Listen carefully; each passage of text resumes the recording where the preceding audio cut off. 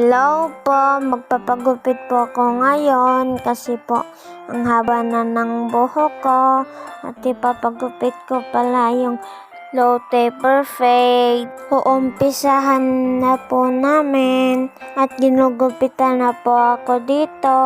Ilang buwan po na hindi po ako nakakapagupit simula po nang nagbakasyon po kami. Madali na nga po ako matapos gupitan. Pag may bagong hairstyle po, ginagaya nyo rin po ba? At ito nga po, tapos na po ako dyan gupitan. Ito na po yung Lotte Perfect haircut. Maganda po ba? Thank you po. Ingat po kayo.